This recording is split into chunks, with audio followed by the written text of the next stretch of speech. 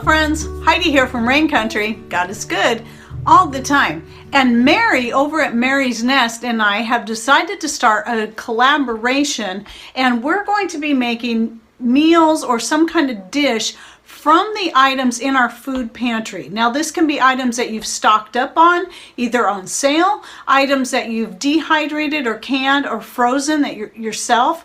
And we were hoping to get some other people to join in. So we decided, the two of us, to start this one, get our videos out at the same time, and then invite other channels to participate. So if you do decide you want to be a part of this collaboration, then go ahead and make your video, and don't forget to mention our channels in your video, and to also let us know when you've put your video out so we can make sure that your video gets added to our playlist. So the purpose of this is to show ways that we can use the foods that we've put up in our food storage, whether that be foods that you've bought on sale and stocked up on and put up, whether it be freeze-dried or dehydrated foods you've bought from your favorite company like that, or foods that you've grown and either dehydrated or canned yourself or even frozen, or any combination of these. Just something that you're getting from your food storage in particular. And for me, one of the big purposes of this is because a lot of people who are more into,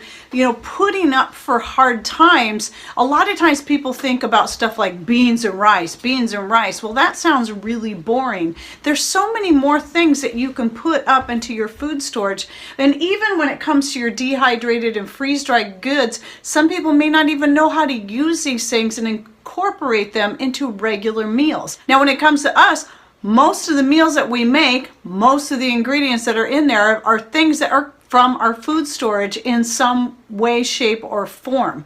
So today what I'm going to be doing is I'm going to be making one of our favorite dishes that doesn't really have a name.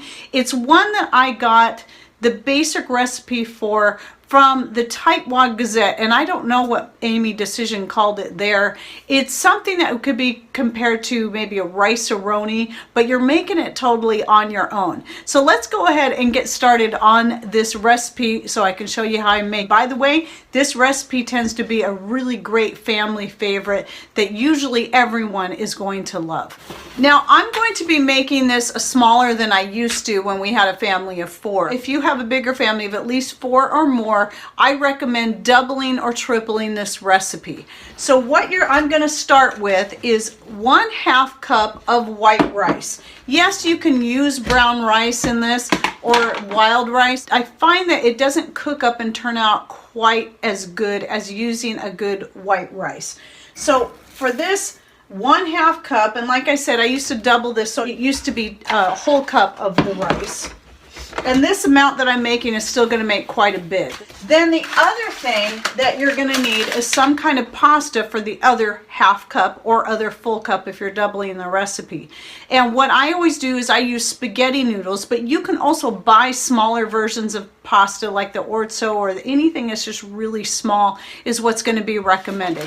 But I always have spaghetti noodles on hand. I buy them in bulk, and now, even though this is actually several years old, the Montebello, I used to buy this one a lot on Amazon, but Costco is actually the best place to get a good organic pasta, and so I recommend going there if you have a Costco near you. And even if you don't have one near you, their organic pasta you can actually order online and have it delivered. So that's what I do.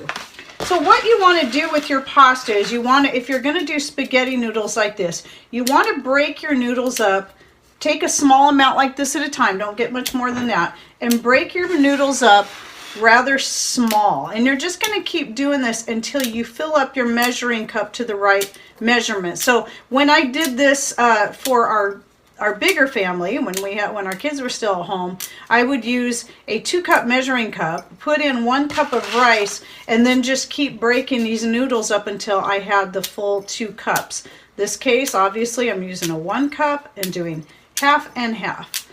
And so anyway, you just keep doing that, breaking them kind of small. You don't really want them bigger than 1 inch. This is going to be the time-consuming part. And maybe, especially if you're having to double this or triple this recipe, this might take quite a while. It's not like you can't do this with just rice, but having the pasta just just makes it all that much better, having the blend. So anyway, I'm going to keep doing this, and then we'll move, and then when I'm done, we'll move on to the next step. All right, the next thing you're going to need is a good amount of butter in your pan. So if you're doing this amount, start with probably about 2 tablespoons of butter.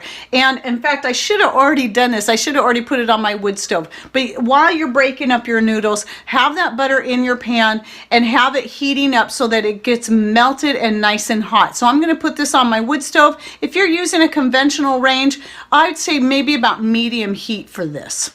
All right, once your butter is all melted and very hot, or your ghee, you can use that too. That may even be a better option for you.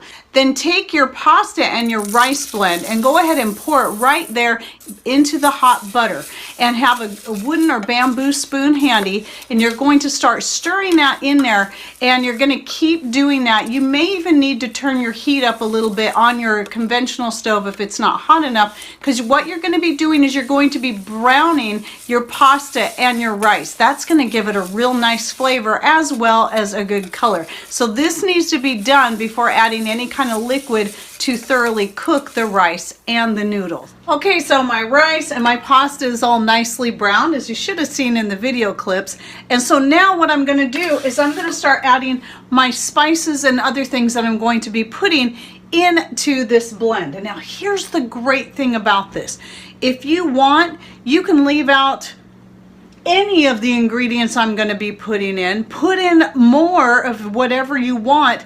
It really doesn't matter. The thing about this dish is it can be just a meat and pasta rice based dish, but because I'm always liking to make it more of a one dish meal, I like to add my vegetables to it. I didn't always do that when I first started making this meal, but eventually over time I just thought, why am I just not cooking the vegetables and everything right in with the pasta and the beef?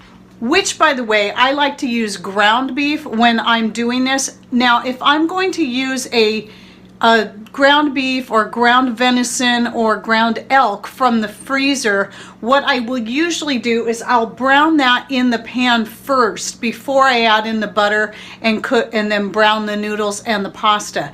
And then this would be the step I would add the pre-cooked meat back in. However, today, even though I do have all that meat frozen up as one form of food storage, I also have some home canned beef, ground beef right here that I'm going to be using in this particular one. And so no need to brown it beforehand, it's already cooked.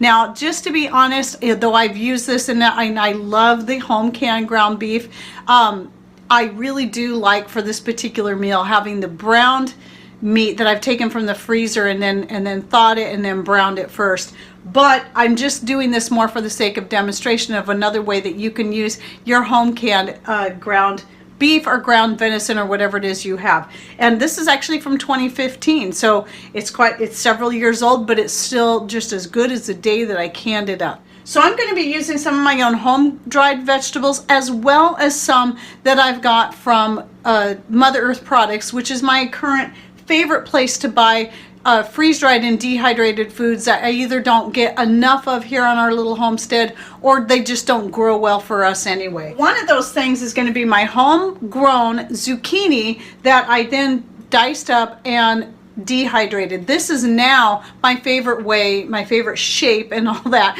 to dehydrate the zucchini in, because it actually has quite a few uses just like this. I can powder it up and use it in breads, which works really good. I have videos on that. When I'm doing things like this, I just throw it in as is. So I'm going to put in a big handful of that. I got to be careful because I'm going to be adding quite a few other things to this as well.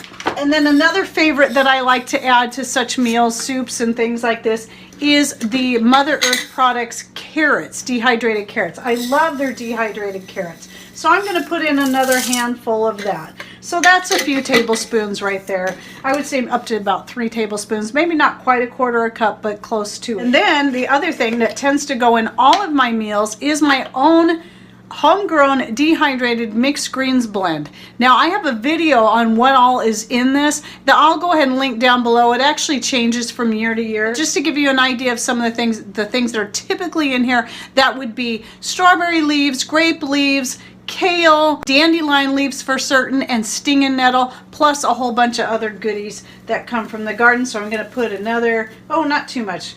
Don't want to put too big of a handful in there, but just a lot of good nutrients in there. I do want to try out these mushrooms. Now, I do buy a freeze-dried mushroom from Mother Earth Products that I love a lot, and especially like using it when I'm making a white gravy or a mushroom sauce. But today I wanted to try using these ones. Now, these were ones I got from Costco. They were fresh, and you know how Costco is, you buy things in a real big batch, and I wanted some fresh mushrooms to use in some meals I was gonna make, but obviously it was so much, it was just too much for us to use up right away. So I dehydrated the rest of them up and filled up quite a few jars, actually, or a few small jars like this.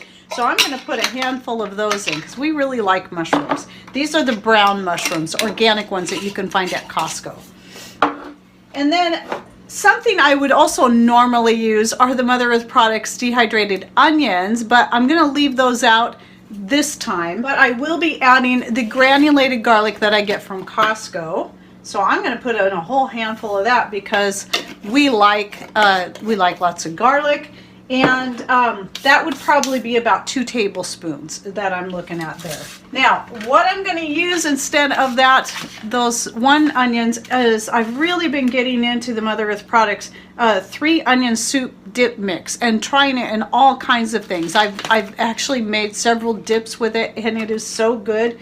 And I've also been trying to add it to various meals just to give it a try. It is 3 different types of onions, and I think it also has a little bit of garlic in it as well, but it's a really good blend.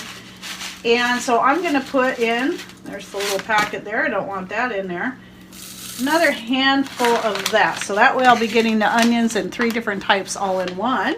And then for herbs, what I like to add usually to this is basil and thyme. Those are my 2 favorite herbs when I'm making this particular meal. But today, since I'm in this collaboration with Mary, I'm going to add her own herb blend that she sent in the carousel package that some of you have been following this for a little while might have seen that we did this last summer. We sent out a package with a bunch of homegrown or homemade goodies and sent it to a whole bunch of homesteads around the US, and one of those places it went to was Mary's. And when I got the package back, she had in her own blend, and so I even kept her little card and hung it on there.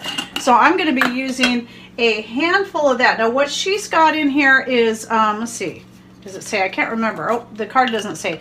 But I know she has basil and thyme, and this is what she calls her Italian blend. And I can't remember what else, but it is a really awesome blend and I love it. So I'm going to be mixing that in there. Now, if I was doing this with just the single herbs, I'd be putting in, because we like a lot of flavor, I'd be putting in up to a tablespoon of each of the thyme and the basil. That's how I do things. Some people might find that to be quite a bit, so you may want to bring it down to a teaspoon each. And rosemary is also a really great option to add to that, which I believe she has rosemary in here as well. So that does it for all those goodies. I almost forgot, the other thing we like to add to this meal is some black olives. So again, obviously that's going to be entirely up to you, but it's one of our favorite things to put in this. And I have 2 different ways. I have black olives, sliced ones in the little cans, and I also get them from Costco. These ones I got in the bag, but I used to always buy the big number 10 cans at Costco and then divide them up and freeze them. It's a really good way if you want to buy your olives in bulk, but you can't use them up that fast. Just freeze them in smaller amounts. They freeze up beautifully. Just thaw them out and then use them in whatever. And so that's what I'll be doing here. And I'm just going to go ahead and pour, there's a little bit of liquid in there, and I'm going to go ahead and pour that in with it because of all the dried ingredients I'm using in here, it's going to need a little bit more liquid. Now, normally what you're going to do is you're going to double the amount of water to the amount of pasta and rice that you put in here. Now, I have no idea. I didn't measure out the total of how much other dried ingredients I added on top of that. So I have a total of 1 cup of rice and pasta. So I'm going to need 2 cups of liquid. And that can be in the form of a beef broth, which would be best in this, or just you can use just water and then add more spices as needed. And but today, because I don't have any beef broth, I do have some. This was some that I froze up from this Thanksgiving was the turkey broth that I made, and I thawed it out yesterday. You can see it's fairly thick. It looks really good. It actually has a little bit of turkey meat. So even though I'm using beef, I'm still going to use the turkey broth in this. Anyway, we'll go ahead and pour that broth in there. And a couple little pieces of turkey meat. And then I'm going to add in, just for the sake of the dried goods that are in there, I'm going to add another maybe half cup of water, just to make sure those get cooked. You don't want to get too much liquid in there, because the whole idea is when you go to cook this, you want it to be, you don't want it to be runny. You want it to be, when you serve it on a plate rather than a bowl. The beef, since it's already cooked, you can add towards the end of the cooking, or you can add it right now. I'm going to go ahead and wait on this and add the beef later after this is cooked a little bit, and then add it in and let it heat through. So to this, I'm going to put about a teaspoon of salt. I don't want to put much more than that. So maybe 2 teaspoons if you're doubling that recipe. Okay, and then stir that in. And then the next thing I got to do is I'm going to put a lid on this, and then I'll be putting it on the wood stove and then letting it cook for 20 minutes, just like you would when you're making just a regular white rice, and you cook it for 20 minutes. Keep your eye on it, especially if you're using a lot of dehydrated or freeze-dried ingredients like I did here. Keep checking it maybe every 5 minutes and see how that water's being, the liquid in there is being taken up, and that way you can add a little bit more liquid if need be. Now, what I like to do when it comes to making meals like this, I do it early in the day so I can just get it done and behind me. And then all I have to do, if it's this kind of meal, is either stick it in the oven or stick it on the stove and then let it cook. And then when the time is up, it's done and ready to go. So I'm not going to be cooking that right now. But what I do want to do is talk about some of the things that I forgot to mention, and one was pepper. So some options would be either black pepper, and I did get this added in because I forgot, but then remembered. I put in about a tablespoon of the red pepper flakes because these are our favorite. We like a little bit of, well, no, it just depends on the meal. Sometimes I prefer going black pepper over the red pepper, but whatever sounds good to you. If you like a little bit of spice in there, then I recommend doing one or the other, because we do like things a little on the spicy side. And then I changed my mind on the ground beef. I'm not going to be using the home canned ground beef.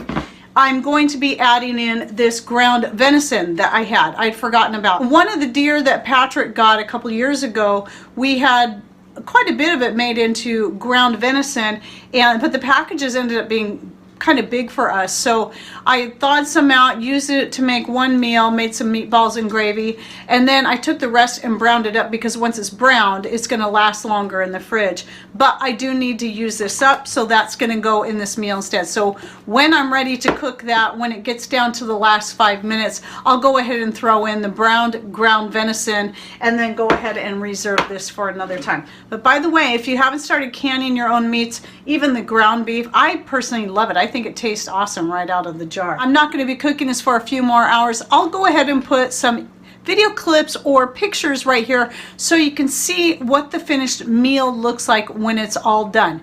And if you decide to do it the way I did it, with adding all the vegetables into the meal, now you've got a 1-dish meal. Or you can do it as I said, like I used to do it, and I'd still consider adding the black olives in and the onions and the garlic. Leave it as pasta, rice, beef, and then whatever spices you want to put in there, and then have your vegetables on the side. So whatever sounds good to you. I tend to like making 1-dish meals quite a bit, because it just makes life a lot easier, especially when I put it all in a pot like that, and then when I'm ready to cook it or bake it or whatever, I just go with it and then it's done. So, okay, well, I hope you enjoyed this video and it gives you an idea for an easy family meal. It's so easy to double and quadruple this to feed a whole bunch of people. And like I said before, it's always been one that has gone over well with just about everyone that I know that's tried it. Remember to check out Mary over at Mary's Nest. So she's going to have her video that is part of our collaboration. And if you are interested in joining in, don't forget to let us know that when you make that video and you publish it, so that we can get it added to our playlist. And don't forget to also mention Mary's Nest and Rain Country when you put that video out. All right, well, that's it. Hope this gave you some ideas of ways that you can use up your various dehydrated, home canned, freeze dried, whatever it is, kind of food that you have in your pantry, in your food storage. Thanks for watching. Take care and God bless.